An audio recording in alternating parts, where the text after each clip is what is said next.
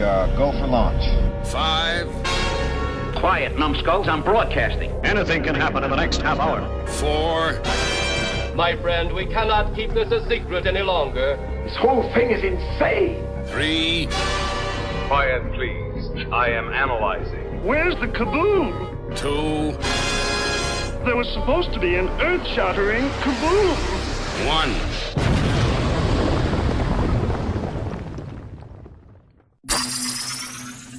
Greetings, my fellow galactic travelers, and welcome back to Planet 8. This is your Mission Commander Larry speaking to you from our hidden base. Chief Engineer Bob is here by my side as always in the command center, and circling Planet 8 in our orbital spy satellite is Reconnaissance Officer Karen. And on this episode of Planet 8, we are going to be discussing a genre of film from the 70s, the Blaxploitation cinema. Now, we also have our friend of Planet 8, Lord Blood-Rah, with us today. Lord Blood-Rah, welcome. Yeah, thank you so much. Always very, very happy to be here on Planet 8.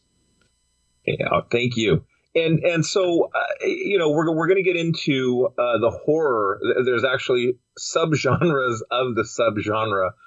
Blaxploitation, you had Westerns, crime, you had women in penitentiaries. We will not be discussing that on this episode of Planet 8. We'll be talking about that after the episode. There you go, Bob. More Planet 8 after dark. Yeah.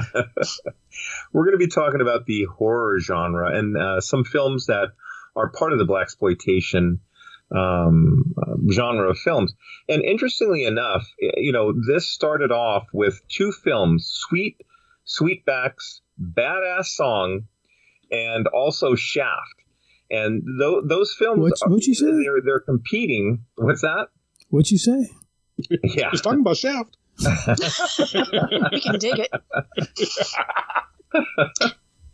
Those two films that compete for which one was the first quote-unquote Blaxploitation film starting that genre. It was 1971. But actually, in researching this, I come to find out, and, God love Will Viharo, great friend of the show.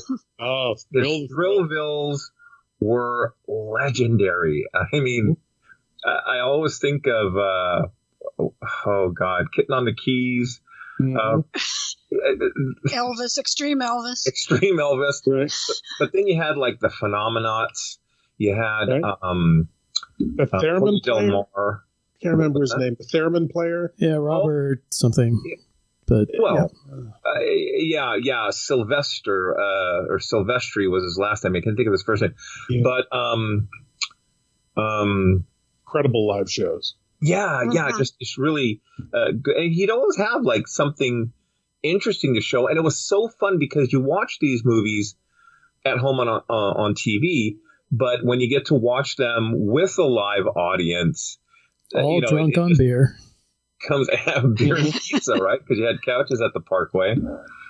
But anyway, yes, Cotton Comes to Harlem is actually the first Blaxploitation film. Red Fox, famously in that movie. That's right. So anyway, we are going to discuss some of these horror films in no particular order, but we're going to start with probably the most well-known and famous of the Blaxploitation horror movies, Blacula. Yeah, it was the first. It was the first of that. Yeah. So, go ahead, Lord Blood-Rah. But first time watching Blacula, was it on TV? Did you make it to the theater? It was at a drive-in. Oh, that is so cool! Extra points for that one. Yeah. Seeing it at a drive-in and immediately just fell in love with it because, the big thing was the trailer was pretty serious, but it was, Dracula's soul brother. Right. It treated it that way. So you didn't quite know whether it was going to be a parody, whether it was going to be, whether they were going to take this whole thing as a joke or not. And I was very glad to see that they didn't. It is a solid vampire film. It's a solid 1970s horror film with all of the trappings of a 70s horror film. A bit hokey, a bit overdone. The script, there are no subtleties in the script.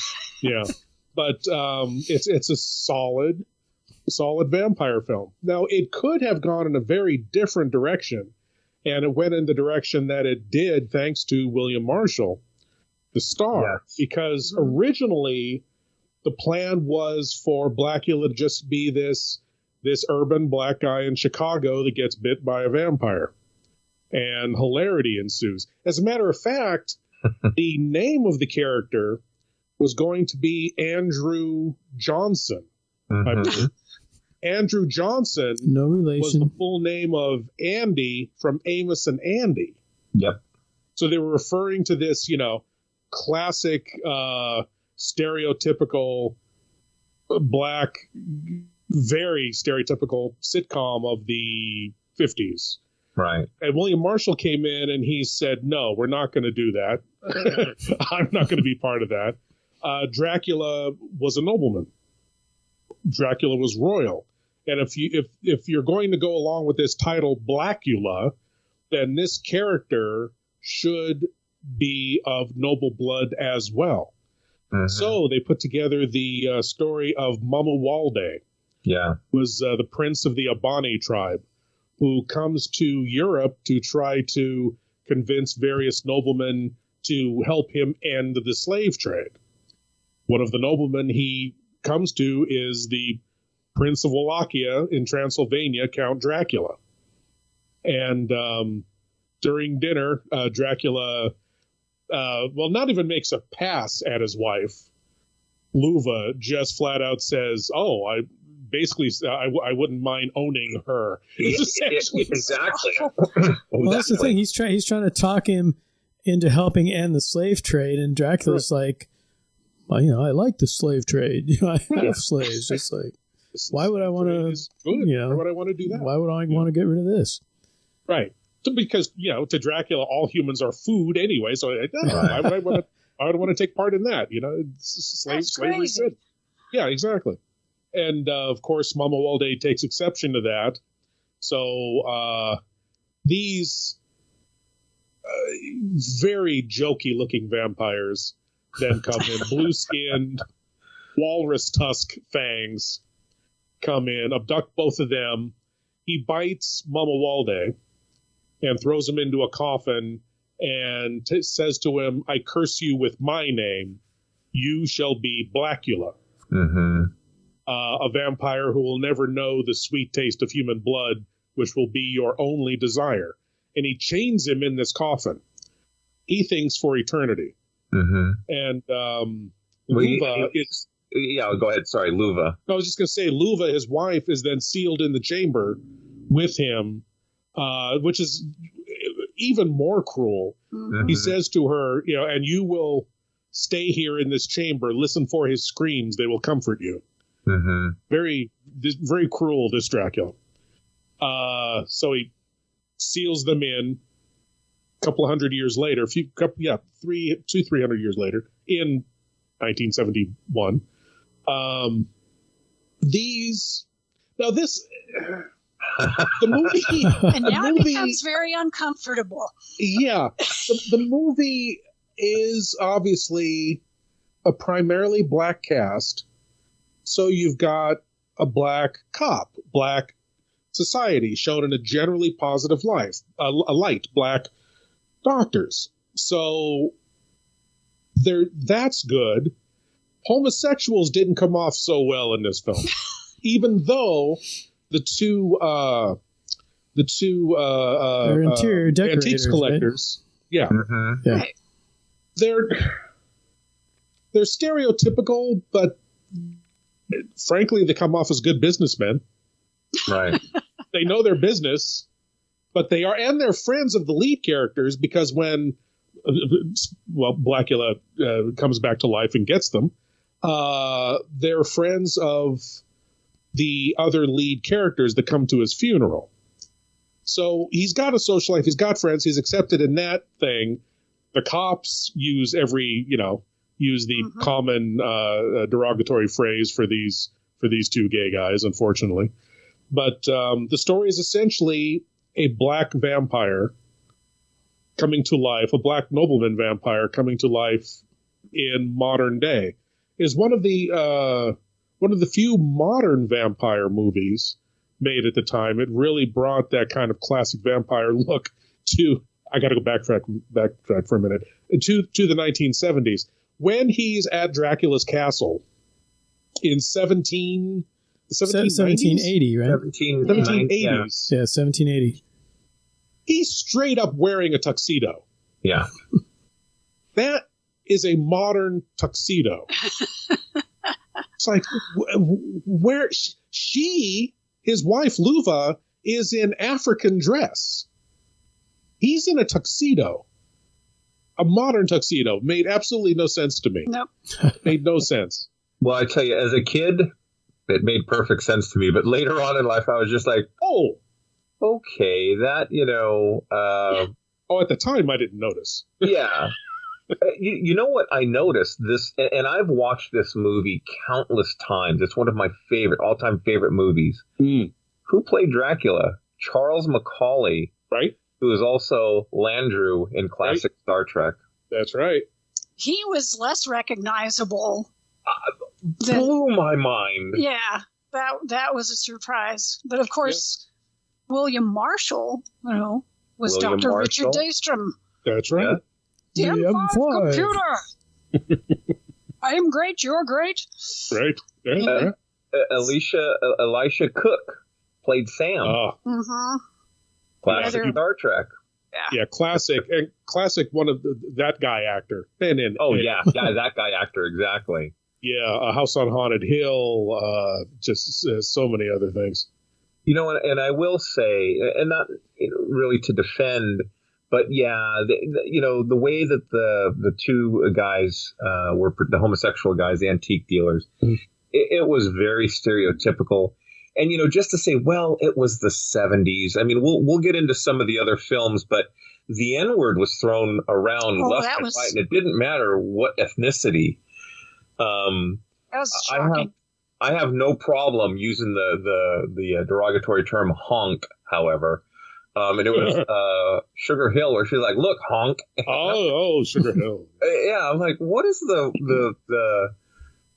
origin of the word honk? And it's honky. Yeah. And it had to do with these white Johns going to pick up hookers honking the horn, and they'd call them honkies. Is that accurate? I don't know. Should that be part of Planet 8 After Dark? I don't know, but it was just an interesting...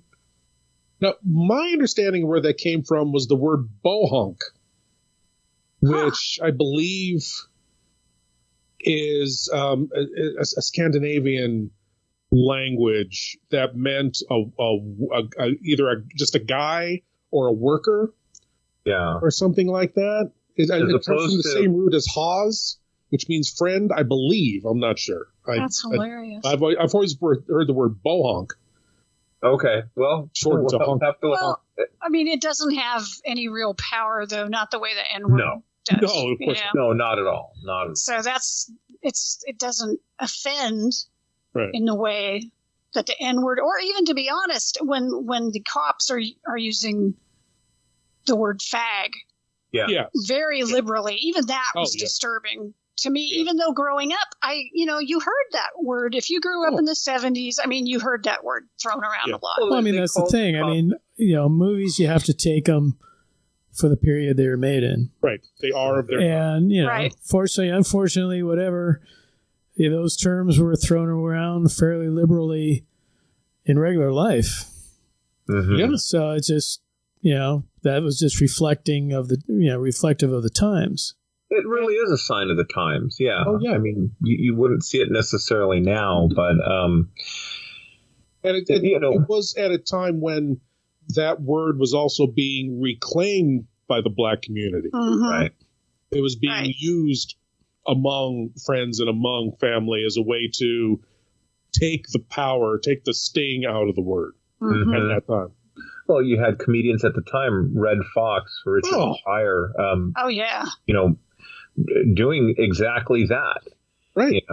Right. And in any case, we kind of went off on a side note there, but one of the things too is with the Blaxploitation films, Frank had Lord Blood-Rah, sorry, edit that out. Actually touched upon that, in that you're African American and you're a captain of the police force, you're a psychiatrist, you're a scientist. They lived in good neighborhoods. They had good careers and business owners. And one of the deadliest vampires that the world has known since. Mm-hmm. And they didn't explain what happened to Dracula. Was he still alive? Was he not alive? Well, they say he was killed. But see, if that was the case, wouldn't Mamuwalde have died as well because he's of that lineage, or was? But anyway, maybe depends on the movie. Yeah, fast and loose with vampire rules. Yeah. But anyway, he finds his, true to the Dracula story, where Dracula finds his wife, a reincarnated version of his wife, Luva, and she just so happens to be living in was it Los Angeles? Yeah. Yes. Yeah, downtown LA. And one of the other things about the Blaxploitation films is that they had these great music soundtracks that would come from these films, and a lot of good music. And so where does Blacula meet his reincarnated wife and his future foes? At a nightclub. Yeah, that's right. They did, it's like the fish out of water thing, right? Because he's the man out of time. So he's in a strange place, but he seems to acclimate fairly well. There's certain things the way he speaks and things make him seem a little strange to everyone else. But at least in this film, they moved Blacula into society and had him interact with everyone. If you think about something like Dracula, 1972? Oh, yes. AD, right? Yeah. He just sits in the church and he never goes out and he never interacts with anybody. Right. But of course, Christopher Lee always played that role in such a way as he barely spoke or anything. Right. So, but again, he was basically out of his usual time and manifested into the 70s, which was unusual for Dracula. So both of these came around about the same time. But I think the way that they handled Blacula was somewhat more successful than a bit. Although he adapts pretty quickly. He did. From 1790 something. He adapts. He's able to communicate. He's able to. You don't see him traveling in a cab. He kills a cab driver and makes it. But that's after he got run over, right? Yeah. He's not using payphones. He doesn't have any currency. At least that we saw him. Hey, I'll buy this round. So he's royalty. People must buy for him.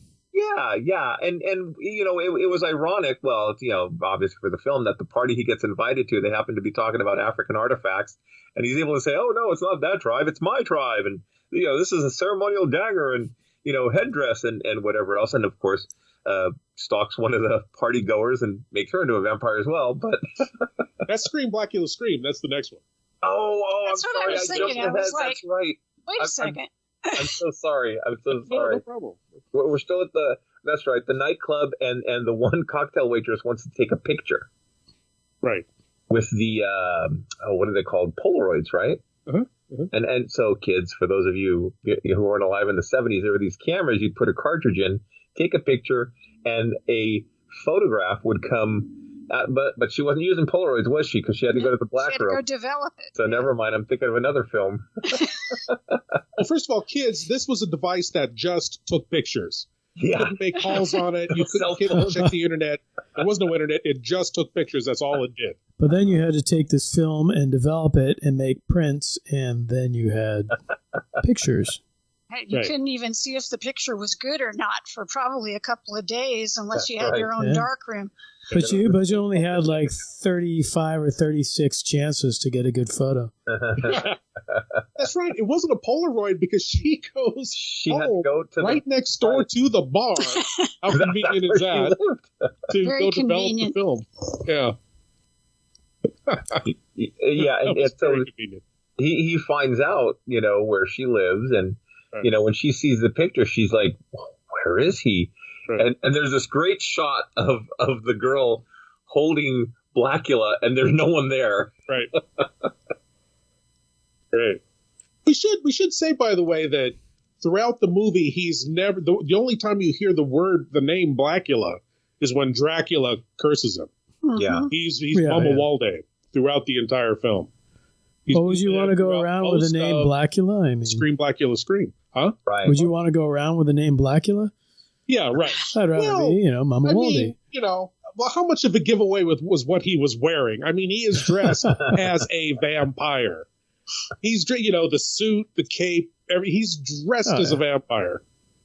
Well, and now I'm getting the two films confused, but there were two guys that tried to get his clothes from him, right? And he's like, that's Scream Blacula Scream, yeah. That is, okay. Let me hold off for another 15 minutes then. Hold on, Larry. We'll get back to you. Yeah. But no, that is a great scene. We'll definitely get to that because that's one of the better scenes of the two films, I thought. Yeah. Mm-hmm. Yeah, that's quite good. But he kills the photographer, and basically from there on, it is essentially a very standard vampire film. I mean, he goes to Luva, explains to Luva who he was and who she was in another life. She totally buys it. I mean, she must feel it on some level. That's she how totally buys into it. Mm-hmm. Great acting. Yeah, she totally oh my God, I feel this connection to you. Right. I know who you are. I know what you're doing. And that was great. I love William Marshall. I mean, he is such a good, brought such gravitas. Later on, we'll talk about another film he was in, Abby. Yes. He still brought gravitas to that role as well. Yes, he did. But, we didn't get into Bob and Karen when you guys first saw the film. I'm guessing, Walker, you probably saw it on TV like I did. Yeah, I don't recall the exact time that I saw it. It was sometime when I was a kid. Mm-hmm. And I just recall that, I had the same feeling with Blacula as a kid that I had with a lot of the Hammer films, and that it was definitely a scary movie. It was one of those films where it was like, oh, this is a little intense for me. So, yeah, it wasn't one that I watched repeatedly as a youngster just because it was a little too much. Kind of like, although I felt it was even worse with, oh, my God, the name is going out of my head now. Another vampire film at the time? Another Count Yorga? Yorga, yes, thank you. Yeah, Count Yorga disturbed me even more than Blacula, but it wasn't that far apart. Well, again, the director of Count Yorga also directed Scream Blacula Scream. Yeah. Which we'll get to with Larry in a little bit. Yay. So, speaking of the scariness of Blacula, he gets hit by a cab chasing Uva before he finally finds her. Bites the cab driver, and the cab driver is in the morgue, and then they realize, oh, hey, we think this guy's a vampire. They tell, okay, keep her in the freezer. And for some reason, Elijah Cook, who never listens to anybody, pulls her out of the freezer for some reason. Because the sergeant, when the sergeant or the lieutenant or whatever makes the call, he tells Elijah Cook, pull out the body, but lock the door. And it's like he can expect Elijah Cook's character to do anything, reasonably well. Why would you do this? And he goes and he picks up his boss to go over there. Why not just pick up the boss and then pull the body out, right? Right. They gotta let it thaw a little bit. But no, I mean, as far as where I saw it first was definitely Creature Features. And you would see it represented every single week, because when the corpse comes to life breaks out of there, and there's that slow motion run of her coming down the hallway, just with the hair flying and the screaming and the her hands going all over, that definitely spooked me as a kid. Oh yeah, and that they would put that in the opening of Creature Features every week. In fact, it's even in the opening of the new Creature Features. Yes. And just, I mean, that image, even if I hadn't seen the film, that image would be just ingrained in my mind, all my life. So, I mean, Blacula is definitely, I saw in Creature Features, and it was definitely paid tribute to in the opening. Yeah. And the actress who played that cab driver was going for it. I mean, she goes from went all out to screaming beast. Nothing held back. Like a second. Really amazing. And I think the fact that they did it in slow motion, yes, was just perfect. The way it was shot. It really was. It was really effective. Yeah, it holds up today. I mean, yes, just about peed herself when we were watching the movie. But again, it holds up as a 1970s horror film. Oh yeah, very well. I mean, these kids today, they'll watch a horror film, and if they're not petrified within the first 2 minutes, it's boring. Right, and it's cheap thrill they have nowadays. That was a build-up. That was, it was very well laid out. I mean, that scene is like anything out of The Exorcist or anything out of the Christopher Lee vampire films. I mean, that is just like epic. It's like yes. And the amazing thing too is like, as I was like researching or looking up all these films that we watched, it seemed like the golden number was $350,000. It's like almost every one of them had a budget of $350,000. Oh, and that is interesting. Done quite well on that, but most are all AIP films. I think that was probably Sam Markoff budget. All right, you got $350,000 to make this movie, and right, and I know like it was Jim Nicholson, I guess, was the accountant, and he was the one counting the pennies and. But he sends Sam down to the sets, you're going over budget on this one. You got to have it done by Tuesday, And so I'm just amazed how much in almost all these movies they were able to do with $350,000. Oh yeah, especially in the 70s, right? Because that's when budgets really started climbing up. Well, and I will say, Lord Blood-Rah alluded to this in the beginning of the show. Some of those walrus fangs that they threw on the vampires, but budgetary constraints kind of kicked in here and there. But again, if you get some good actors into these movies, man, you're going to have a good movie. You give them some good scenes, some good dialogue. Thank God they didn't turn Mamuwalde blue and give him the tusks. He had the good fangs. He had those mutton chops in the eyebrows. He did, right. Well, that's a weird thing. Yeah, I guess it was whenever he grew his fangs, then the mutton chops and the eyebrows would push up. But I think it would, I kind of would have preferred if they just, grew the fangs and they didn't need to add all the extra hair. But yeah, well, I guess they were trying to portray an evilness or something like that. Bestial.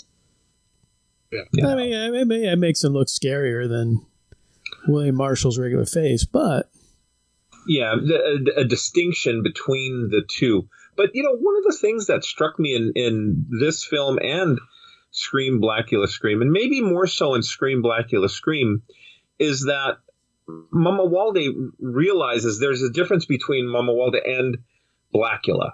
The lust for blood and the nobleness of his, human persona. Mm-hmm. And, you see moments of that. There's sometimes very vampiric determination. And then there's like, I wish it wasn't this way. again, you give someone like William Marshall who can act, good scenes, good material, and it's gold. Right. Well, I mean, as we get into Scream Blacula Scream, I mean, he's trying to basically cure his vampirism. Yeah. Well, right. So, I mean, ending Blacula, spoiler alert, he loses his wife. She gets shot, and he's like, I don't want to live anymore. And he goes out into the sunlight, and the sun does what the sun does to any vampire. Mm-hmm. And then the opening of Scream Blacula Scream, and that great scene too with the voodoo council and the priestess has passed away, and Pam Grier, gosh, she is just so beautiful. Now, how his ashes got to Louisiana? Well, we'll let that go. Yeah. That's right. Wind up in Louisiana, and he's resurrected, through a voodoo ceremony, and he didn't want to be resurrected. He the end of the first film, he wanted to die. Right. And so his motivation then in the second film is to find a way to end the curse. Is that a good way to be phrase it? Exorcised. Exercise. There you go. Of the vampire curse. Right. Of the curse. Harry Talbot. Yeah. Right. Oh, that's a good comparison there, Walker. That's right. Harry Talbot's curse. Larry Talbot was... Larry Talbot, sorry, yeah. Spent all that time trying to... All the movies after the Wolfman, right? That's true. Well, just kill me or get rid of the curse or... Well, he was put going my brain to in somebody else's body. He was going to the gypsies, and Blacula goes to a voodoo priestess, right? Mm-hmm. Right. Well, the person who resurrects him is a young voodoo practitioner who wants to become head of the... He was like the son of the priestess, right? Or the grandson or something like that? Yes, that's it, and wants to take over. Yeah, and he was upset because Pam Grier was the heir apparent, I guess. Right. So... Yeah. But in Scream Blacula Scream, you also see him becoming more... He wants to get rid of the curse, but he's also more comfortable in it because he wields that power. I mean, he very quickly has this kind of coterie of vampires that he creates around him in this house, and he commands them like the prince that he is. He gives them orders. He tells them what to do, while at the same time trying to pursue Pam Grier to exorcise the curse. Well, also when he's a vampire, when he grows his fangs or whatever, he's a lot more fierce in this one. Yes, he is more savage, more kind of animalistic, and right. Maybe because he got up on the wrong side of the coffin. He didn't want to get up. They forced him up, and so like Larry said, you definitely get the feeling he didn't. He was perfectly fine dead. He did not want to be right. He utilizes that command and that power when necessary, is how I took it, like protecting Pam Grier's character. Not one of you will touch her, or you will answer to me, or whatever the conversation was with the vampires. Something like I can show you pain beyond anything you can imagine, or something like that. Yeah. Right. But the guy who resurrects him to control him, so he does his bidding, and that light goes out the window as soon as he wakes up. Up in his face. Yeah, exactly. Yeah, that's right. But now we come to the scene that you were talking about earlier. Yes, Larry, with the two pimps. Basically, that just follow him down the street and say, "Hey, man, I like that cape. Give up that cape." And then they call him something that they shouldn't call him. Right. And Mamuwalde, he looks at them like puzzled, like, you're attacking one of your own? Yeah. You're and then it's like, okay, you want to dance this dance? Let's dance. Yeah. Well, I think it's more like you're attacking me. Yeah. Yeah. And as for kicking my ass, he has so much reconsider. Right, contempt for them. Yeah. You know, well, he shows them, who's boss and unapologetically. The line that's amazing is, I'm going to butcher it, but he says something like, "Your ancestors were in chains, and you're still in chains, selling your sisters for money, or selling your sisters for gold." Yes. I was like, oh wow, okay, powerful. So that's where the noble, his noble persona comes out, and a commentary that he makes on modern times that was nowhere in the first film. Right. That was nowhere in the first film at all. Well, and it's interesting too, because so many of the Blaxploitation films, one of the things that I know, I did a little reading, and I guess the NAACP had been very upset that so many of the films, in their view, glorified, criminality, glorified pimps and drug dealers and all this other stuff, right? So I don't know if that was an attempt on some level to kind of say, look, even though he's a vampire and he kills people, he's got a moral code, right? Right. It's like, I don't know if that was some commentary they threw in there to,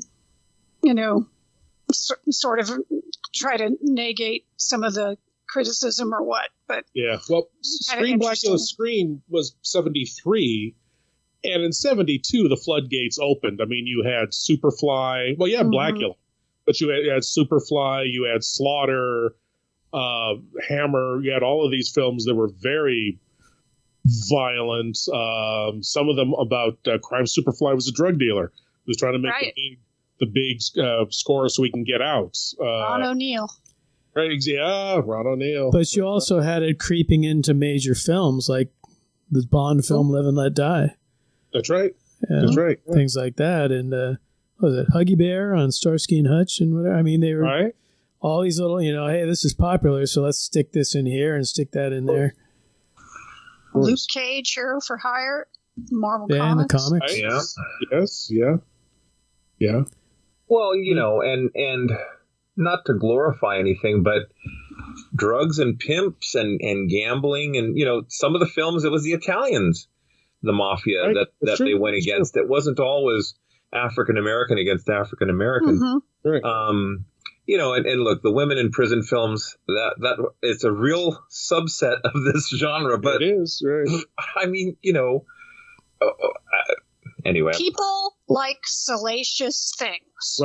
Right. And it doesn't matter for different folks. And it doesn't matter which people, what subgroup, whatever, people like salacious things. That's why we have all these supposed real life shows on and all this other stuff, right? You can put all the high level content out there and intellectual crap you want, but people want to see people doing bad things. And look, let's take a look at the 70s. You're absolutely right, Walker. Let's take a look at the 70s. Watergate, Vietnam War.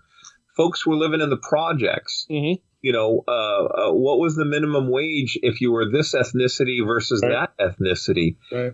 I mean, this was the reality of the time, and I think it found itself into some of the fantasy or the films of that time. And so that's why I think it goes back with what Lord Blood-Rah was saying.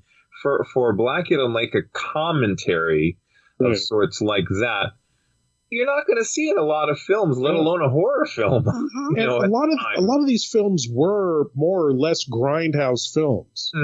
So they were films you saw in a kind of a cut rate theater, and the early Blaxploitation was aimed at urban black audience who saw a lot of that right out their front doors. Exactly. So it was more.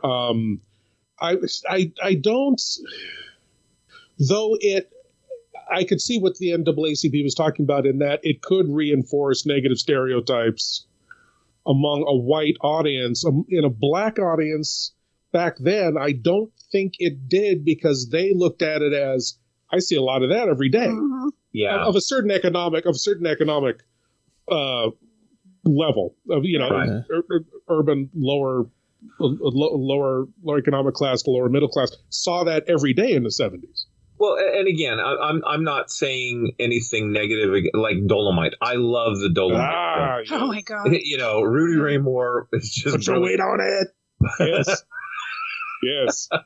But I could see the NAACP having a problem with some of the portrayal of some of the players in those films. Yeah. You know, I was watching. We'll get into it later, but I was watching Petey Wheatstraw, Devil's Son-in-Law, and there's a stick of dynamite that someone wants to blow up the club, and they throw it into a truck filled with watermelons. Yes. Oh yeah. And you know, see, he was doing comedy. He was just doing wild. He was doing wild comedy. Wild comedy. He knew what he was doing. Depending on the audience, it was gold. I mean, it was. You know, so. Yeah. I mean, one thing that I was reading when I was kind of looking up some stuff on the Blaxploitation films was that, you know, you had all these filmmakers making this subgenre, but in order to appeal to a wider audience, they decided to put some elements into these films that a wider audience would expect. Right. Now, whether that's a stereotype or whether that's, you know, whatever, but it was almost like, well, let's sprinkle this stuff in there because people are going to expect this. Mm-hmm. Yeah, I agree. I agree with you, Chief. And look, these films, for the most part, are entertaining even today. Like I said, God bless Jasmine. You know, she watches all kinds of stuff that I have to watch for the podcast, and she really gets into it. But anyway, so back to Scream Blacula Scream. He goes to that cocktail party, right? And they're talking about the different tribal masks and knives or whatever. This guy's a collector, yeah. Yeah, he's a collector, right? Not an antique dealer. And Mamuwalde can't help himself. He goes after this young woman who she didn't really come on to him or anything, right? No. Well, she like watched him go across the room, and he's like, okay, yeah, I'll bite you later. And he goes by and gives that look, like, okay, there's the mark for tonight. And because he is a vampire, he's got to feed. He is right, and no matter what, he's got to feed. Yeah. Right. So he does, and again, he doesn't call for like a cab or anything like that. He just sneaks back into the house. He says he's leaving. Right. Sneaks back into the garage. Walks out the garage. It wasn't like a drunk guy that saw him and was like... The drunk guy, who sees him. Then he bites the woman, comes back out, turns into a bat. Yes, that's right. That flies away. Great. I love that. That was, passes out or throws up. I can't remember. Or both. I don't remember what the guy did.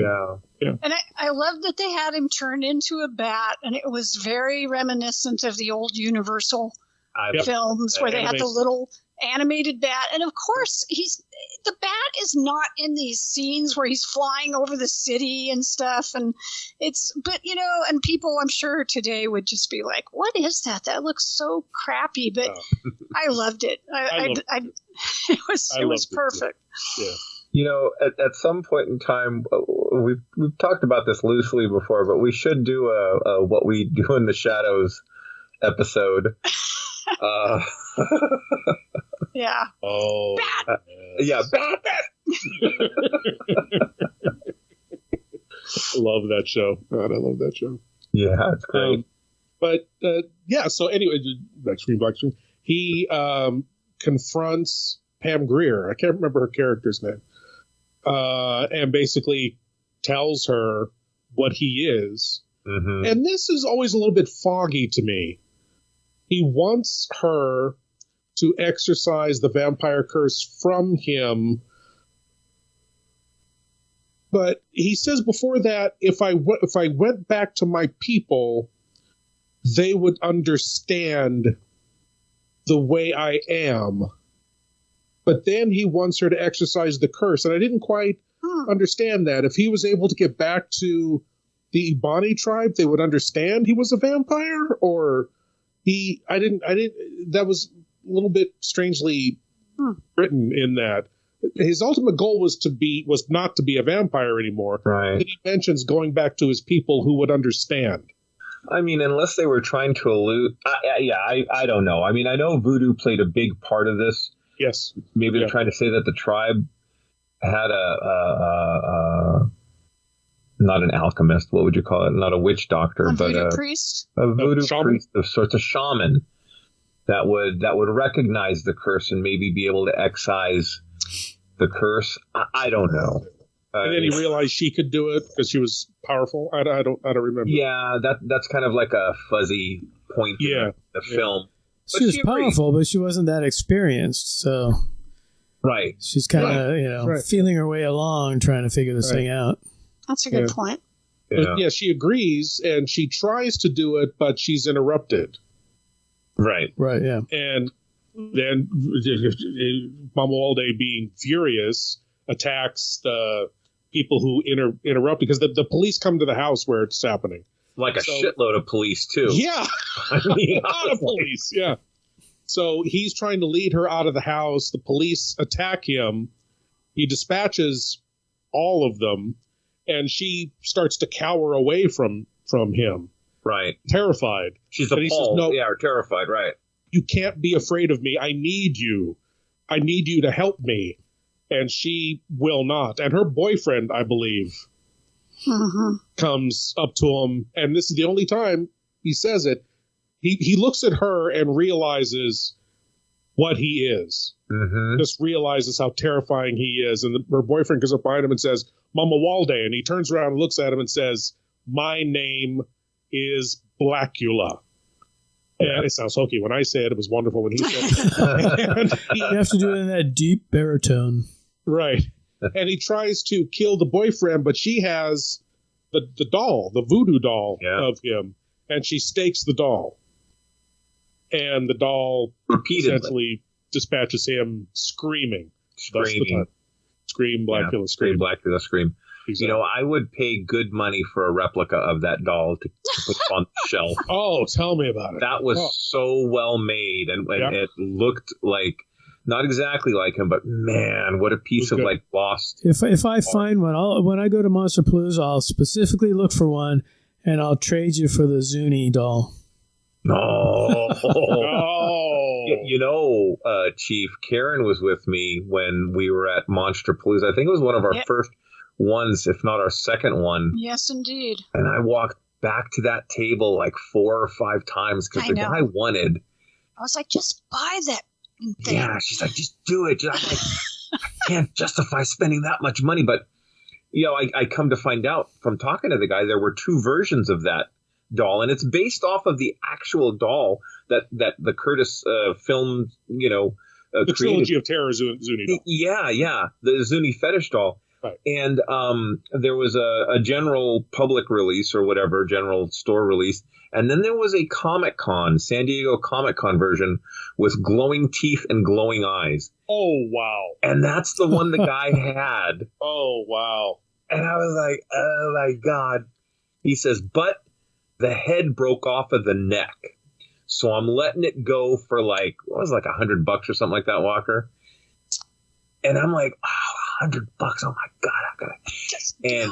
I did it. I got some epoxy and brought it home and fixed it. And that hangs up in my tiki bar. There you go. On the shelf. Nice. With a little note, don't remove the belt. Don't touch you gotta the give chain. Into those wild collector's impulses sometimes. Okay, anyone who's drinking more than 2 cocktails, don't go near the Zuni doll. Don't touch the Zuni doll. I don't know, Chief. I might take you up on that. We'll see if you can find one. We'll see what I can find. Yeah. Because I know there are not the voodoo doll, but there are Dracula figures. There's a company that makes. Well, I saw some of the William Marshall. Yeah. I've seen some of those. They're great. I mean, they're expensive. Is that like a sideshow or something? Or it's not sideshow. It's they make basically like Mego style. Okay. Knockoff. Yeah, it's a little nicer than, nothing against Mego, but it's a little more detailed than the Mego figures. They've done like Superman and some other stuff, but they've done like the Reanimator and various horror characters. Really obscure horror characters too. They got a Christopher Lee Dracula that's amazing. I'll tell you, Chief, so I don't forget not to take up our time on the podcast.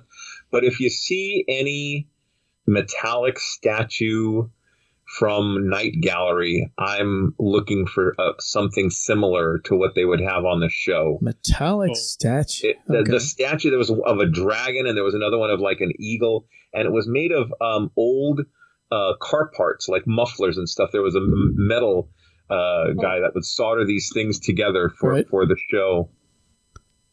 So interesting.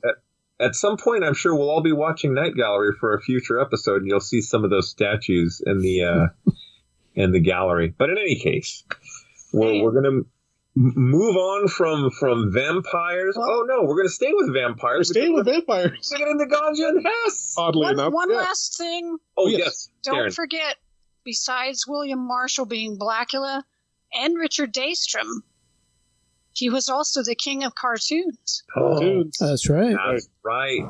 Let the cartoon begin. And actually, that's how I got Jasmine to watch these movies. Is I'm like, well, he played the king of cartoons, and she's like, on Pee-wee's Playhouse.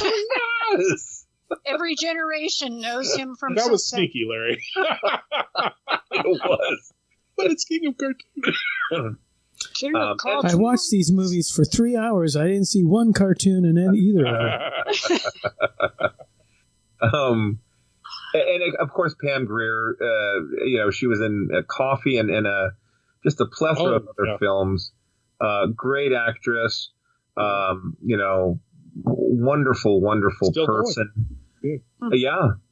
Yeah. So if you guys, if you get a chance to check out some of her films, as well as William Marshall and the other folks, please do. Yeah. Right. I have a question really quick, though, about we're moving on to Ganja and Hess. Now. Yeah. I have a question. Which version of Ganja and Hess did you all see? Was it the hour 53 or was it the 78-minute? Hour 53. It was an hour and 53. Okay, so we all saw the same. Long. It was the newest cut, the Kino Lorber. Yes. Did you say long or schlong? I didn't quite. Long. Long. Okay. In fact, I think I paused it about a dozen times just to see how long it still had to go. How much longer do I have to watch this thing? I was. Look, I will say, Ganja and Hess is it's up there with Blacula for me. I love this movie, and look, Karen loves 2001: A Space Odyssey, and I get it. Bob talks often about Lupin the Third. I get it. I appreciate you guys willing to watch this movie because either you get it or you don't. So I want to let our audience know Karen and Bob are real troopers and really, really dedicated to the Planet 8 podcast. Lord Blood-Rah loves this film almost as much as I do, if not more. I loved the film. And I would actually hesitate to call it Blaxploitation. I would call this is a black art horror film. Yes. Is what I would say. It has its roots in Blaxploitation because the production company, I can't remember what the name of the company was formed solely to give black filmmakers a chance to make films. Well, they saw the success of Blacula, and there were going to be 3 films that they were going to work on, right? They had the budget set up for them. That was it. And the director, Gunn. I can't remember his name. Bill Gunn. Bill Gunn. Thank you. Bill Gunn, yeah. They told Bill Gunn, make a black vampire film. Yep. Just here's money. Go make a black vampire film. And he didn't want rogue, to. Right? Huh? What's that? He kind of went rogue, though. He went rogue and wonderful. He had a movie that he wanted to do that didn't involve vampires. And like I said, there were 3 films that they were going to make. And then for whatever reason, the studio kind of started working on some other film because there were production delays. And there, like I said, the other 2 films, they ultimately got canceled. That's right. Yeah. So they let Bill kind of go off and do his thing. And what we got was Ganja and Hess. Right. Yeah. Which was the only other film I've ever seen Dwayne Jones star in from Night of the Living Dead. Yes. Yes. It might very well be the only other film he's done. I don't know, but it's the only thing I believe you're right, Lord. See, that kind of attracted me to watch it, but yeah, I don't know. And again, this film portrays. I mean, the characters are obviously primarily black and highly educated. Yes, this guy is a world-renowned anthropologist and geologist. Mm-hmm. Who takes on his name is Hess. Hess Green. Something. Hess Green. What's it? Hess Green. Hess Green. Thank you. Yeah. Hess Green. Who takes on an assistant who is out of his mind. How he didn't just send him back to wherever he came from? No, you get out of my house. Get out of my house. This guy is insane. The first night he's there, he tries to commit suicide. Yep. Talks about suicide. Yeah, and he's just absolutely out of his mind. Crazy. You know, I do want to point out, this movie did film at the 1973 Cannes Film Festival. Yes. So, you know, it did has very well pedigree, you know. Mm-hmm. But anyway, please continue, Lord Blood-Rah. And they've been studying the Mithrian. Mithrian. Right. Yes. Culture of Africa that were basically a tribe of blood drinkers. Mm-hmm. And he's, basically exploring their culture and their artifacts and things. And he has this dagger, this bone dagger, that the crazy guy, George, that's right. George, yeah, attacks Hess with. First, he comes at him with an axe. Yes. Tries to chop him up with an axe. Hess fights back. The guy grabs the knife and stabs him 3 times, which in the roll-up at the beginning of the movie is explained, 1 for the Father, 1 for the Son, 1 for the Holy Ghost, thus creating a vampire which must live on human blood and cannot be killed.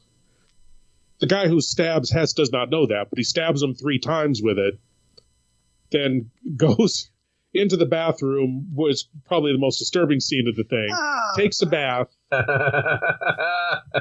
and brushes his teeth with the bathwater while he's in there. As a matter of fact, the commentary on the movie, they said, a lot of people didn't mind the blood and all that. There were audible screams in the theater when the guy brushed his teeth with his own bath. That was the part that really hit me the most. I paused the movie. I was like Bob at that point. Then I paused the movie and I was like, I don't know if it's going to keep like this. I don't know if I can watch it. And he stands up after he brushes his teeth, and there is something black floating in the bath water, and I don't even know what that was. Oh yeah. I'm just like, I don't. And by the way, the crazy character is played by the director Bill Gunn. Yeah. By the director and writer Yeah. Bill Gunn. That's him. Yeah. And I mean, that was like one of the most disturbing things I've ever seen in a horror film, and that's saying a lot. It is. It is disgusting. Well, let me just say too. I didn't ask where we all saw this first of all. I know Bob and Karen just recently saw it, but we did not see this on Creature Feature, did we, Lord Blood-Rah? No, we didn't. No. No, we did not. It would have been cut down. There is a lot of male full frontal nudity. I didn't even know this existed until this. And it was funny because Debbie and Lucas were like in the other room watching something else, and it ended before Ganja and Hess ended, and she came out and probably caught the last 5 or 10 minutes of it.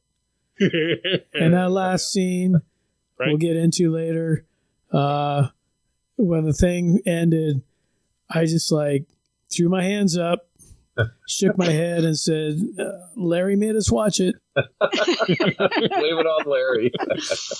It's Larry's fault. I'm going to let you know my memoirs is going to be titled Blame It on Larry. That's right. So where did you guys first see this? The first time I saw it was a few years ago, and I think it might have been Netflix or HBO or something. Netflix.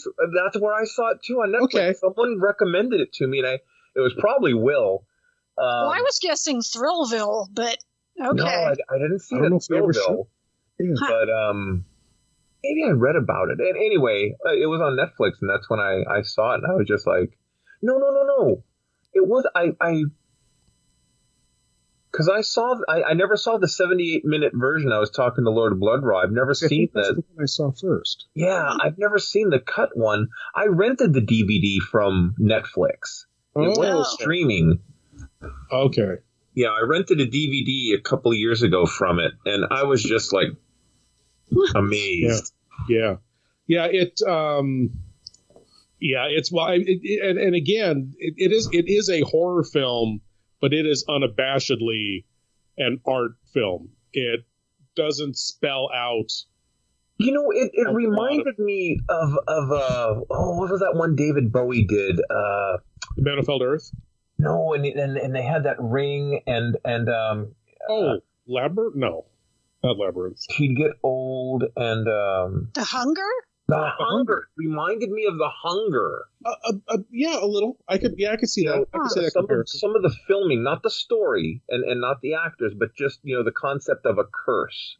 I can see that comparison. Yeah. So as Lord Blood-Rah was saying, he not only does he commit suicide, but George kills Hess. But then what was weird is his estranged wife Ganja comes looking for him her husband. But before that, Hess wakes up. Oh, right. Not a mark on him, and goes in, finds the body, and immediately starts drinking the blood off of the floor. Yeah, because there's a pool of blood. Yeah, there's a pool of blood, yeah. In one of the documentaries I was watching, not just the actor, but the crew, it was tomato soup. Juice. Yeah. Yeah, tomato juice, V8. And he'd go to and they'd all start retching. Yeah. Well, Dwayne Jones had a hard time doing those scenes. Every scene, yeah, he did. And it was probably like that. He starts getting the dry heaves, and then the director gets the dry heaves, and then right, exactly. The cameraman. Contagious. I think that's why I sought the film out in the first place, because I knew that I'd heard that Dwayne Jones was in it, and I never saw him in anything else other than Night of the Living Dead at that point. See, what got me, we're kind of leading up to the scene, is his wife comes in, and they're kind of estranged anyway. And she's looking for him, it's my husband here. And she waits around, who knows how long. And so they figure, well, let's have an affair. And then they're having an affair, and he's out. She decides to, she finds out from his butler or whatever that he has a wine cellar. She goes down to select a bottle of wine, and there's a freezer there, and her husband's dead in the freezer. Mm-hmm. And she comes back up, and they're gonna have dinner, and she kind of confronts him about it. Mm-hmm. And then he explains things, and she's like, okay. Well, and they're still together. She really does. He doesn't explain anything to her, but the next scene after the dinner is kind of her monologue. Yeah, where she talks about the horrible relationship she had with her mother, and that her mother, the only thing her mother appreciated about her was that she was beautiful, and she loathed her own beauty. And because of that, and ever since she was a child, she decided she was going to do whatever she needed to do to take care of Ganja. And that was it. That was all that mattered. That was all she was going to do. So she looked at it as, he's dead. He was nuts anyway. I never really liked him. This guy is rich, and I really think I'm falling in love with him. Ganja's going to do what Ganja needs to do to take care of herself. Yep. Yeah, that's exactly it. So she's a sociopath. Essentially, she's a sociopath. Yeah, I agree with that. Yeah. Which in itself is very disturbing. That, okay, well, my husband's dead. This guy's great. I'll hang around. We don't need to report this or anything like that. Yeah. Before, I'm forgetting now. Is it before or after? It's before that. Where, because the movie is split up in kind of 3 sections, the last section being the biggest. The first one is Victim, when he becomes cursed with the vampirism. The second one is Survival, and there's a lot of disturbing things in Survival. There's a great scene where he just goes into a bar, an inner city bar. He's sitting there, and this prostitute is up at the bar with her pimp, and he's telling her, you need to make a big score, you need to make some money, you need to make some money. He walks in, and he's dressed to the nines, being rich and affluent, sits down at the booth, and she goes over, and she starts just making small talk to him that he does not care about. Do you know so-and-so? No. Well, and she's walking back and forth, and you can just see he's thinking, I don't want to do this. I don't want to do this. I don't want to do this. And he just finally says, sit down. Like, you're asking for this at this point. Just sit down. They go back to her place. She's got a baby. Yep. That is screaming. And they don't show it, but he is in the room watching TV. She's on the bed, covered in blood. He's obviously fed on her. And the baby is crying in the room, and he pays no attention to it whatsoever. So he's a sociopath as well, or has become a sociopath now, by the point that he realizes he needs to feed and doesn't care what he has to do to survive at this point. Right, at any cost. At any cost, yeah, survival at any cost, exactly. It kind of reminded me in the book Interview with the Vampire, where the vampires, well, at least Lestat and the other one's not Louis, but they're food. Yes. They're not humans. I don't care if the baby's crying. What does that matter to me? Right. And sociopath, just monsters, true monsters. And that's what he became. And then he realizes that, though. And that's when, I think he doesn't want to exist anymore. Right?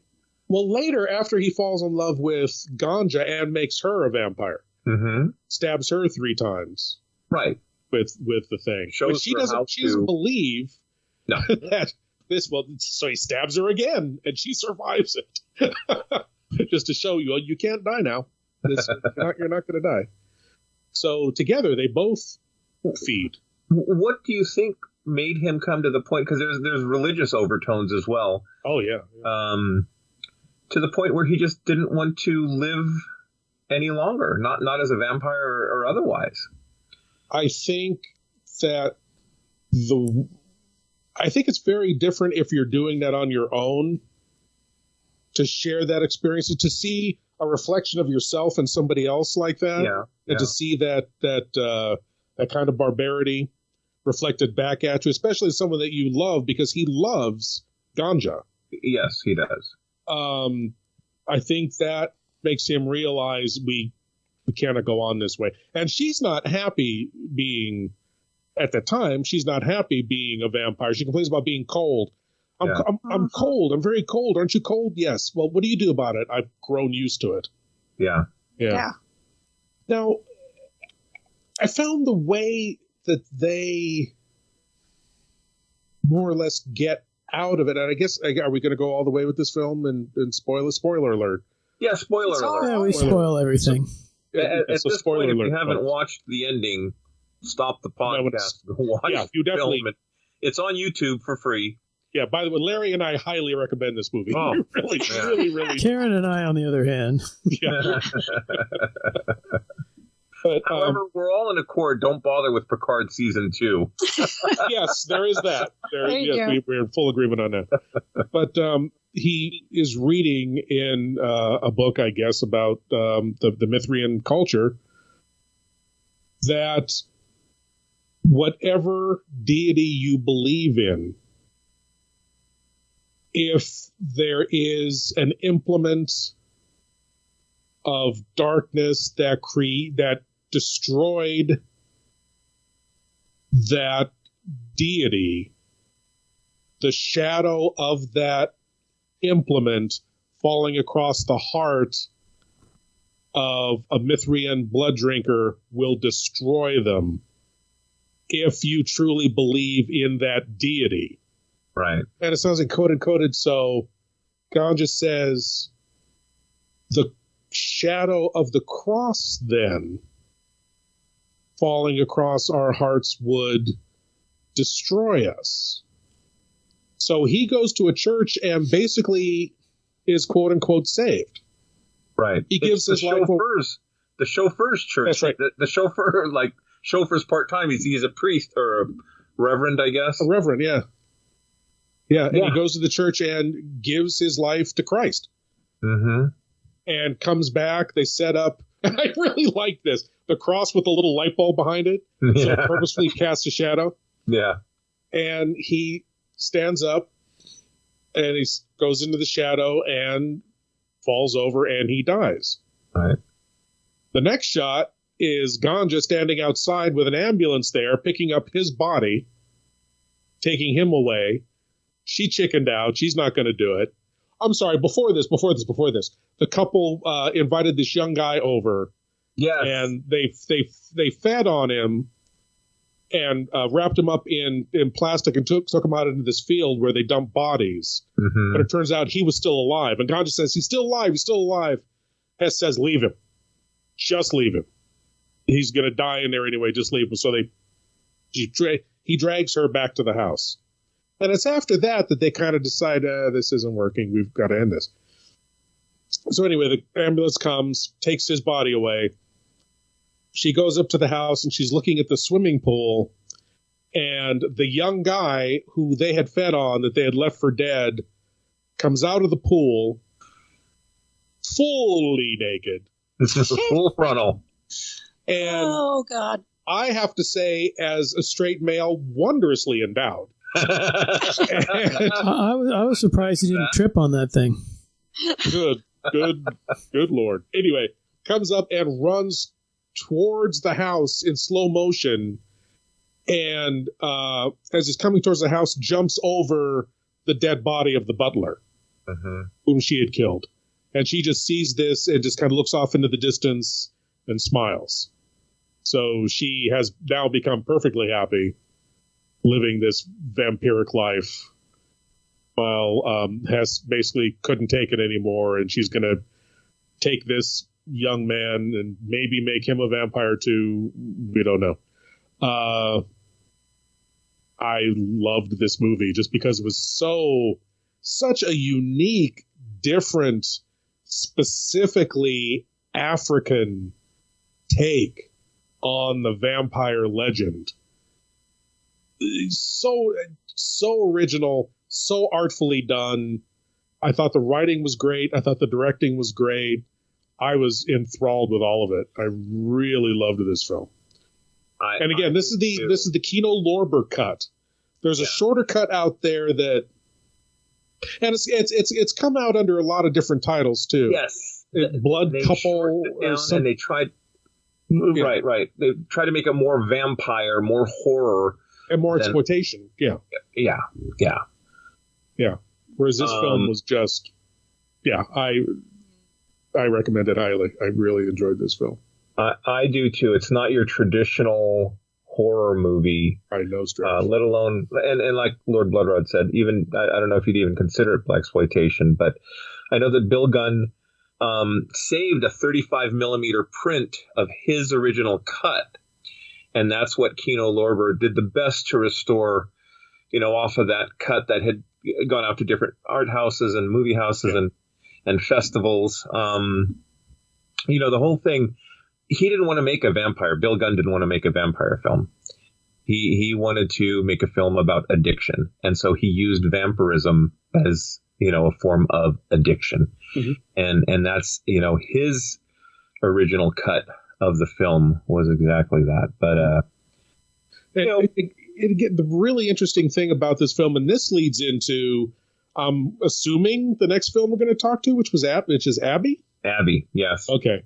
Again, taking kind of Christian religion and mixing it, and in some ways comparing it to African myth and spiritual beliefs, and coming up with something kind of original. In Ganja and Hess, it's done expertly. In Abby, there were moments of unintentional hilarity terrible in this film. Abby is straight up Blaxploitation. Abby is the Black Exorcist. That's exactly what it is. So much so that the studio that made The Exorcist, Metro-Goldwyn-Mayer, right? Yes. Sued the director of the film, which I thought was a bit unfair. I mean, it's not a scene-for-scene remake, but... No, I mean, back then, The Exorcist was huge. Mm-hmm. And we were just starting to get all, to the Devil a Daughter and, all the different kind of, takeoffs of The Exorcist. Yeah. But I think Abby was like one of the first. And so it was almost like, oh, well, it's a film about exorcism. It's ripping us off. Make an example. Go after it. Yeah. That makes perfect sense because, I as a matter of fact, I just saw it like last weekend. I had never seen it before, but like I found it. I think it's on YouTube. Pretty sure it's on YouTube, but it's like a really bad, like a VHS transfer. Oh, it's a VHS rip. Yeah, it is. Yeah, really bad. But I mean, I actually enjoyed it more than Ganja and Hess. Yeah, like out of the four, I think Ganja and Hess was like on the bottom for me. But this, it was good, although. And again, William Marshall comes back to play the Exorcist in this one. Essentially, yeah. And he's pretty powerful because he doesn't have too much of a problem exorcising the demon out of her. But yeah, there's some pretty creepy scenes, as she, starts to become possessed and the devil starts to show his face and things.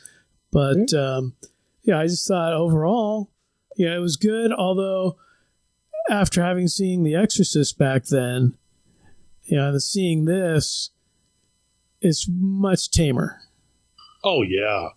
And I don't know if it's because of the $350,000 budget or what, but they probably didn't have enough of a budget to do all the effects and things. But, she floated in the air and floated back down, things like that. But there wasn't really all of your typical, stereotypical, exorcist exploits in this one. Well, I noticed that they didn't say like Jesus Christ or the Holy Spirit. William Marshall would talk about, God and the Spirit and great. They never really got like into Catholicism like The Exorcist did. Well, and I wonder if that was a conscious decision or. Well, he's not from the U.S. or from America. Right. He's got his own religion, his own beliefs. Jesus is not worldwide. So, right. Well, Abby was. I took it as Southern Baptist. Yeah, that's what I thought too. They were Southern Baptist, and that was one of the things that I kind of laughed at in the beginning was they went so far out of their way to establish that Abby is a good church-going girl. She is a pure church-going girl who has gone to church all of her life, her entire family. Her father, her husband is a minister, right? Wasn't he a minister? I believe he was a minister. She sings in the choir. Yes. Sings in the choir and everything. Yeah, right. They just push that home so hard. But so there it's, I believe there they mention... they show them at services and she sings a song in church and things like that. So it's about, her being pure, absolutely pure. Right. Yeah. Meanwhile, William Marshall's in Africa looking for Eshu or symbols of Eshu, who's an African demon of sexuality. Yes. I remember they find this like log with a carving on it that's a reclining African with a conical kind of headdress and the whirlwind, because the symbol of Eshu is the whirlwind, and a fully erect penis. Yeah. We're looking at it, this could only be Eshu. The conical headdress, the whirlwind, and the fully erect penis. This has to be Eshu. But this is a vessel. How do we open it? Well, twisting the headdress, that's not working. Twisting the whirlwind, that doesn't work. Twist the penis, and it opens right up. Thus releasing Eshu, which comes out in the form of dust in a whirlwind, essentially. Right. It reminded me of those old Tijuana the little wooden carvings, the barrel. You take the barrel off, and the guys, right. It's like oh, okay. That's right. Yeah. And SU goes all the way to. This doesn't make sense now that I think about it. This is where goes all the way to America to attack William Marshall's daughter-in-law for freeing him. Right. He freed you. Why are you? Well, William Marshall is a bishop. His son is a reverend, right? Right. And then Abby's the Puritan wife and marriage counselor. Right. And so how did that happen? That's where I was wouldn't it have been William Marshall who would have been possessed? You'd think. No, he goes all the way to America to find Abby and take her over. Yeah. Some reason. In any case. From there, she's it is the just purest general. Soul. What? Maybe she's the purest soul. Purest soul, probably, yeah. Yeah. It wasn't clearly defined. No. There's no instruction manual. There was. It was, I'd never seen this movie before, actually. I've seen bits and pieces of it, but it's not up there with Ganja and Hess in my book. I don't know. I didn't really. I enjoyed it. I enjoyed it. I wouldn't put it up there with Blacula either. I'd put it just under. I thought it was fun. I thought it was fun. I enjoyed it. I'm going to put this one below Petey Wheatstraw and really? Okay. Yeah. Oh, I love Petey Wheatstraw. Oh God, a wild film. It is, and it. I love Rudy Ray Moore though. I mean, so yes. Yeah. And Sugar Hill. I love Sugar Hill. We'll talk about fantastic. Sugar after we finish up with Abby. Yeah. One of the most interesting things I thought that they did in Abby was the exorcism. Obviously, it's not a Catholic exorcism like it was in The Exorcist. It's some, again, combination of Southern Baptist and African religion. Because he starts out, he's got the collar on, dressed as a priest. And he even says, and it takes place in a club. I love that. It's not in her bedroom, it's in a club. And two guys says, grab her, hold her arms out in the sign of the cross, the sign of universal balance. I'm like, oh, okay, that's interesting. And they lay her back, and he talks. He has a full conversation with the demon. Basically, I know you're not Eshu. Eshu wouldn't bother doing this, and da da da da. Turns out it's a lesser demon pretending to be Eshu. Da da da da. But he takes the quote unquote exorcism so far. Then he goes over and opens up his bag, puts on a daishiki and a kind of an African hat, and continues the rest of it in this African faith, this African ceremony that does the trick, essentially. So, spoiler alert, it has a happy ending. Yeah. Well, if one thing doesn't work, you have to try another. You have to try another, yeah. But it seemed like everything he was doing was working. It's just everything was just a combination of. Well, that's what I was saying. It's like he didn't have a whole lot of trouble with it. No. Yeah, if you watch The Exorcist, it's like, that's a big battle between good and evil. This is more like he's got a job to do and he just does it and off you go and we're done. Well, he's William Marshall. He invented the M5 computer. I will unleash the M5 on you. That's right. That's right. Yes. Super easy. Barely an inconvenience. Yes. Can the M5 be programmed for exorcisms? Probably. Okay. It could destroy starships. So. I was talking with Bob the other day, and it was interesting because I read about the lawsuit from The Exorcist against Abby, and at one point she starts talking Greek. And it, she was just explaining, the situation, but I was like, what? Okay. I don't know why Greek, but, at least in The Exorcist, he's Father Pappas, his mother, and, there's a correlation. But It was interesting. It was interesting, but of all the films that I watched, it's the one that is going to be on the bottom of the list for me. So did she actually say anything in Greek, or was it just kind of Greek gibberish? No, she was the demon was explaining, the curse, and the priest can go take a flying leap and all that stuff. It was cohesive. Right, yeah. It wasn't just Greek gibberish for talking Greek. Exactly. Because you never really know. Yeah, no, I know. There were no subtitles. If you don't speak Greek, then, it could be anything. Then it's Greek to you. Well, it's funny because on Saturday mornings they had dubbed Ultraman Tiga, right? And they had this one scene, and it was all dubbed humorously. And there was one scene where this patient's in a hospital bed and is talking, and they're like, "Oh, he's talking in some strange alien tongue." And when they dubbed the patient, they dubbed her in Japanese. And in Japanese, she's saying, "I'm speaking Japanese. Why don't you understand me?" It's like, as a joke. And they just figured, nobody speaks Japanese. I'll never know. Right. So it's just some alien language. But anyway, that's why I was wondering if she was actually, did they take the time to actually fit Greek in there? Oh, time on this budget? Really doubt. Really doubt. They must have had somebody on the cast. Anybody on the cast here speak another language? What is it? Greek? Okay, come in here. Well, Nico. As a matter of fact, it was some reference to Father Pappas's mother is what the dialogue was saying, and I don't know. Maybe that tied into the lawsuit with The Exorcist. No, just kidding. Right, yeah.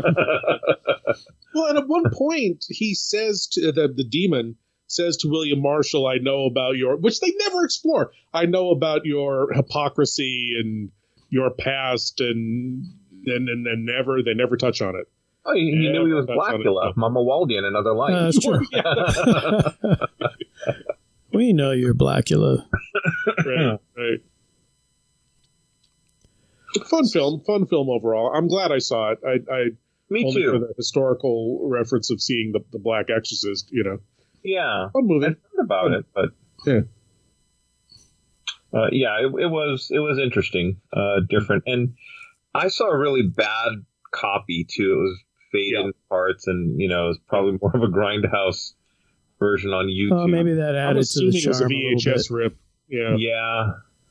So we've covered vampires and demons, and we need to talk about zombies, right? On to zombies. We need to talk zombies. Sugar Hill,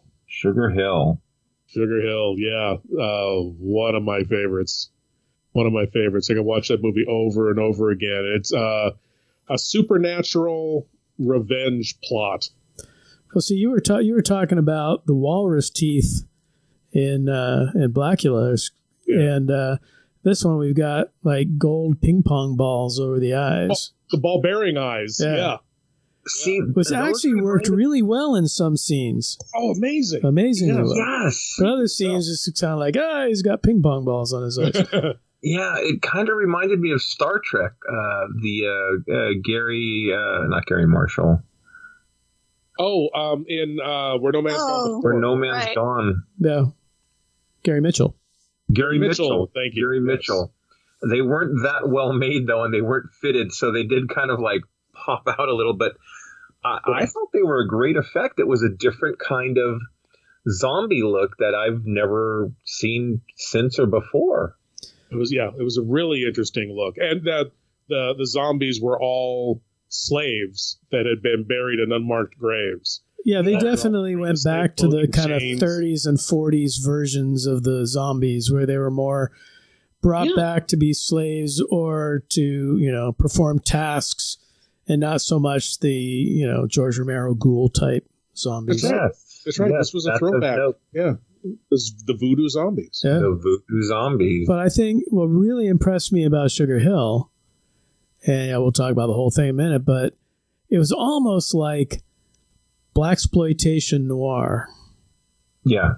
And there's some scenes, like especially jumping way ahead, at the end where the mob boss goes into the house and Sugar Hill's in there with all the zombies hidden in all the different rooms.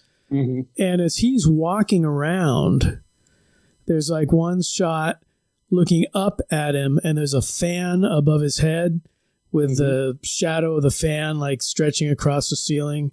Mm-hmm. There's another scene where he's coming up these stairs, and he like turns, and just as he's like leaving the shot, you see a shadow of a zombie on the wall, like going by, which he doesn't notice. And there's just like little nuances like that very much was really cool. The direction of the movie was really good. Absolutely. Absolutely. And the head gangster was played by Robert Quarry, Count Yorga. Yeah. Yeah. Yeah. A really enjoyable film. In Louisiana, Sugar is married to a club owner, and there's a gangster that wants to take over the club. Right. And basically has him killed. And Sugar, her involvement in voodoo at the beginning is not quite clear, whether she's a practitioner or simply knows. Yeah, I wasn't sure. I guess she's a photographer, right? Yeah, she's a photographer. Yeah, so I don't know, but she seeks out Mother Jefferson. Yeah, yes. Mama Matrace. I mean, Mama Matrace. Sorry, Mama Matrace. Who was Mother Jefferson? Yeah, Zara Cully. Zara Cully. Yes. Yeah. And Baron Samedi. Man, I love that name and that actor. I have been mistaken for Baron Samedi. When I was first starting out, oh, you're cosplaying Baron Samedi. No, I'm not cosplaying Baron. Don Pedro Colley. Yes. Yeah. But when the club owner is killed, he's actually killed by like a gang of the mob. So there's like plenty of victims to go around. Yes. They didn't actually say Italian mob, but these are just like, they were Goombas. I mean, Yeah, I guess. Yeah. Yeah. I mean, they were a mob, not a specific mob. They were a mob. Not a specific mob, yeah. But they weren't specific as to what mob or that they belonged to a family or anything like that. Right. But yeah, so she goes to Mama Matrace and says, I want revenge. And Mama Matrace raises Baron Samedi, who was the ruler of the dead. Yep. And she convinces him to raise an army of the dead, and these are the zombie dead slaves with gray skin covered in spider webs, decaying with those silver ball-bearing eyes that were just intensely creepy. Intensely creepy. But to me, I mean, Marky Bay was the woman who played Sugar in this. Don Pedro Colley just steals the movie. He does. From everybody else as Baron Samedi. He is just having such a wonderful time. I mean, one of the things that I regret is that we never got a standalone Baron Samedi movie. Oh. I mean, it would have been great. Yeah. Because there's this trickster element to him. He takes on various guises to help her. But yes, she's in command of him, which I thought was interesting. There's one guy they go after, and she says, I want him alive. He says, easier to kill him. Yeah. I want him alive. Done. Well, it to me, it was almost like, she rubbed the lamp and the genie gave her X amount of wishes. She was in control. But in the end, there was a price that would have to be paid. Yes. And the Baron would have to agree to settle that tab. Yes. And luckily for Sugar, he did. Luckily, it wasn't Sugar. Yes. Yes. Well, and spoiler alert again, he wanted Sugar. Yes. He wanted Sugar, but no, she wouldn't have it. So he took the gangsters mall. Poetic justice. Yeah. Yeah. Yeah. Poetic justice. All the scene of him rising in that obviously set but greatly lit spooky cemetery. Yeah. Set, just classic 1970s a demon rising, and then the zombies coming out of the ground, and just great, just a wonderful. It's just such a fun film, great film, revenge classic with supernatural elements, with a great performance by Dom Pedro Colley. Robert Quarry's fun in it too. I mean, Yeah.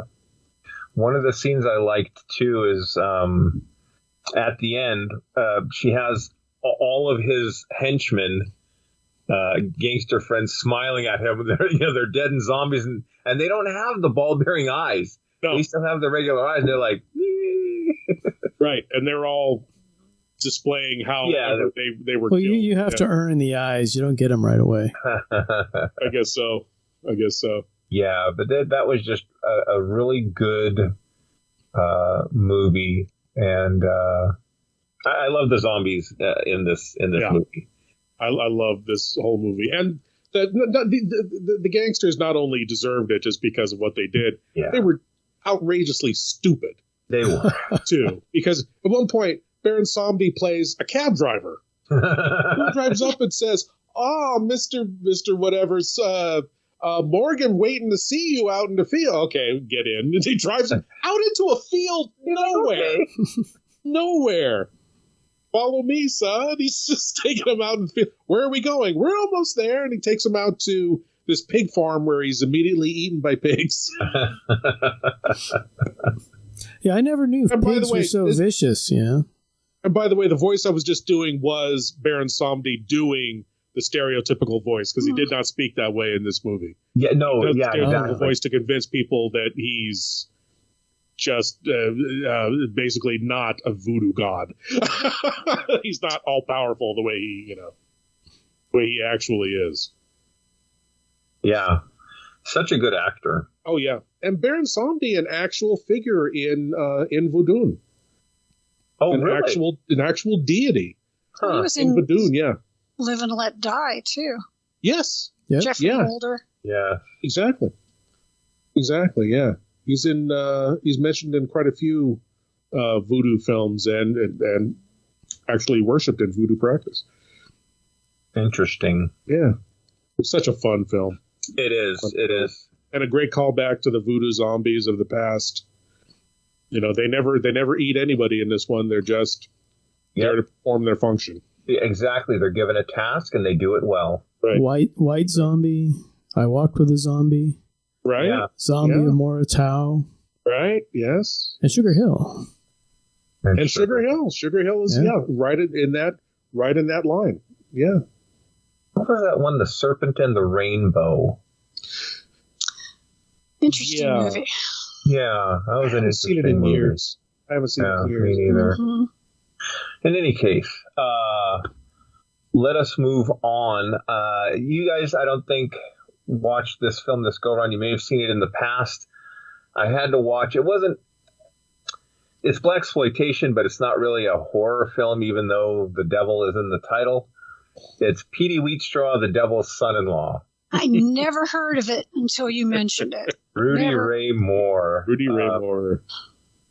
Yeah, I saw it a long time ago, and I'm not even entirely sure that I saw the whole thing.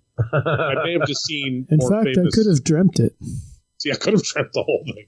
I may have just seen scenes from it, or I started it and went away and then didn't come back for some reason. I remember enjoying what I saw because I loved it. I watched it yesterday, and I'm not sure if I watched the whole thing either, so don't feel bad.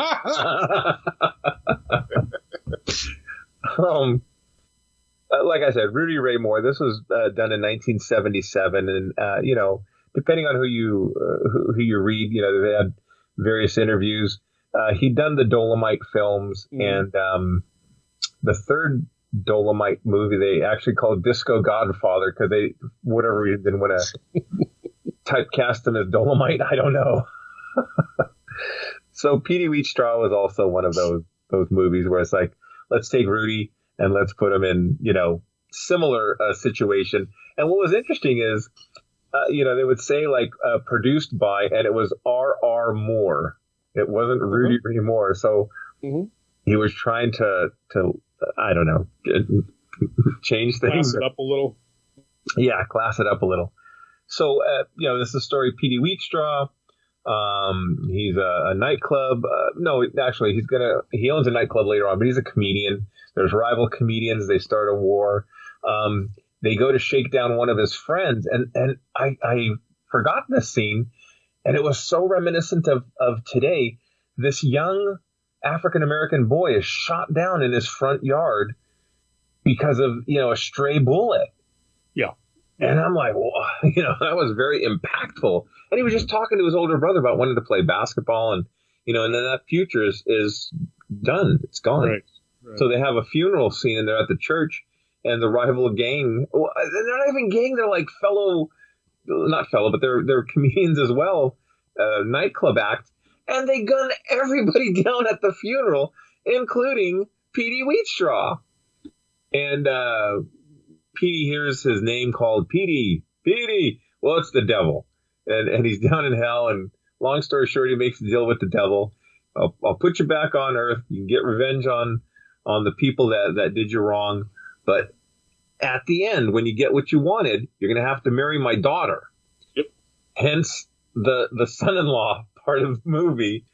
And the devil's daughter is so ugly, they never show her face. It's always this veil with a very deep voice. And anyway, the devil gives Petey the power over people, great power that rivals the devil's power with the devil's pimp stick, his cane. Yep. And so they have to go to a graveyard to retrieve the cane, and they use it, to their advantage, and then they're going to try to trick the devil because he doesn't want to marry the devil's daughter. And long story short, he uses the cane against the devil. The devil catches on fire, falls off the roof, supposedly to his own death. And Petey's like, oh, we won. And he goes to get in this car with his two friends, and it's like, wait, you guys, you're dead. What are you doing here? And the devil turns around and is like, oh, you didn't think you could beat the devil. And Petey screams and gets driven off to hell. And that was the end of that movie. Yep. You don't need to watch it. That's pretty much it in a nutshell. That's pretty much it. Rudy Ray Moore hilarity ensues throughout the film. Rudy Ray Moore hilarity. I will say, if you have not seen the Eddie Murphy movie on Netflix about that's a good one. Yeah, it really is a good film. Yeah. Although I would just say that I was forever scarred seeing Dolomite at Thrillville. Yes. And I had no idea what I was in for, and having Dolomite on the big screen at Thrillville was something. That was an experience. That was priceless. I have many, many good Thrillville memories. Oh, yeah. But the expression on Karen's face throughout that film will forever live in my mind and heart. Well, there was one particular scene, which for our PG audience I won't share. But oh, I will. He says, no, just kidding. Message us on Tinder. I mean Facebook or Twitter, and we'll let you know what that scene and dialogue was. But anyway. What you mean bringing me cotton draws?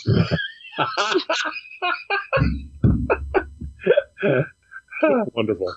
Just wonderful. It really was. And one thing that's really interesting about Rudy Ray Moore is I thought, before I saw the movie My Name is Dolomite, that he created the character of Dolomite and created Petey Wheatstraw. He did not. These are like old stories passed through, like, in Black culture. They were the subjects of jokes. They were almost kind of mythic, like almost Paul Bunyan kind of, legendary joke fodder kind of things that he just picked up on and capitalized on. Generational. That would go generation. Some of them going as far back as the slavery time. Right. And if you've never listened to an album of Rudy Ray Moore, definitely After Dark material. But do yourself a favor and listen to some. If not, watch some of his films. The Signifying Monkey. I have a movie next time Karen visits that it's very hard to get on DVD. I got it years ago, and it's called Dolomite Returns. Oh, okay. And so I'll invite you and Bob over, and we'll have a Planet 8 viewing. I get the easiest piece I think to find recorded of Dolomite is a piece he did called The Signifying Monkey, about a monkey that keeps harassing a lion in the jungle and what happens to him in that. It's a hilarious piece. It is. Not safe for work, but no, definitely not. But yeah. Anyway, we can go on and on about Mr. Rudy Rickmore, but this is the part in the podcast where we have our censor sweep, and this go round, yours truly has the censor sweep. I in keeping with this podcast theme, a book by Robin R. Means Coleman. She put out a book, Horror Noir, Blacks in American Horror Films from the 1890s to the present. And I mean, this book is something else. It goes back to like King Kong and there was a mother in that film and her child was in jeopardy. And it gets into how, African Americans were always portrayed as like, it was very stereotypical through many, many films. And it wasn't until Blaxploitation films came along that you had someone that was a doctor or a scientist, lived in a mansion and was very successful and were actually the vampire rather than the vampire's victim. Anyway, she also has a documentary. It's on Scream. For those of you that have access to Scream, and it is called Horror Noir, and it gets into Night of the Living Dead onto the Freddy Krueger films and modern horror. Really, really good book. It's on Amazon. It's a little pricey, but it is a very, very informative, good read. So if you get a chance, check that out. Real quickly, we want to let Lord Blood-Rah, you got several websites, Patreons, a lot of stuff going on. Check out lordbloodrah.com to get all the info on most of the things I'm doing. I drop a new Lord Blood-Rah's Nerve-Wracking Theater there every Friday. You can check out my podcast, Lord Blood-Rah's Nerve-Wracking Auditorium, where I host old-time horror and science fiction radio shows. You can get that anywhere you can find podcasts, essentially, Apple, Stitcher, Google, everywhere. My Patreon exclusive series is Lord Blood-Rah's Cathode Zone. If you sign up at patreon.com/Lord Blood-Rah, you get a new episode every week where I host classic genre horror and science fiction television. And if you're in the Bay Area, every third Saturday night of the month at the Orinda Theater in Orinda, California, it's Chiller Diller Theater, in which we show classic horror and science fiction films in a grand old movie palace, the Orinda Theater, every third Saturday night of the month at 9:30 in the evening. Full bar, which always helps, and there's always it's never just the movie. I host the movie with either a trailer reel or a short subject right before it. A lot of surprises. So it's every third Saturday of the month. Chiller Diller Theater. We got Creature Features Day, I should say, if you're in the Bay Area again. Creature Features Day is a day-long celebration of Creature Features, the Bob Wilkins, John Stanley Bay Area classic. That's April 24th. It's a Sunday. Again, at the Orinda Theater.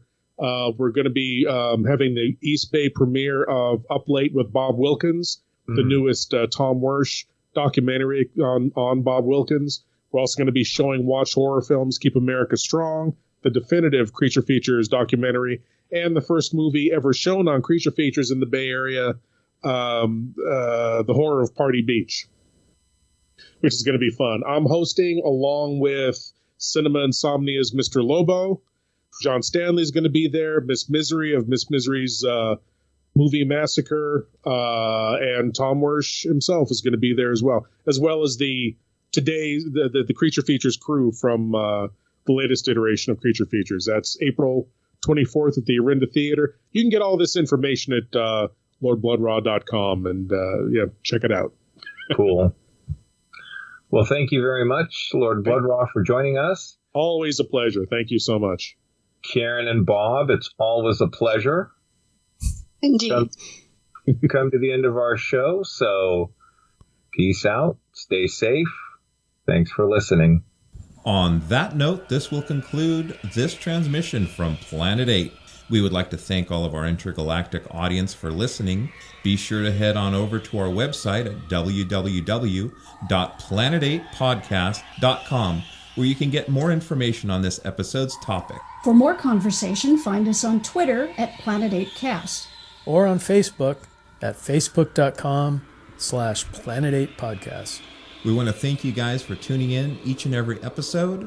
We look forward to your input and opinions. Until next time, this is Planet 8 signing off. End transmission. By George, he's got it. It is the end.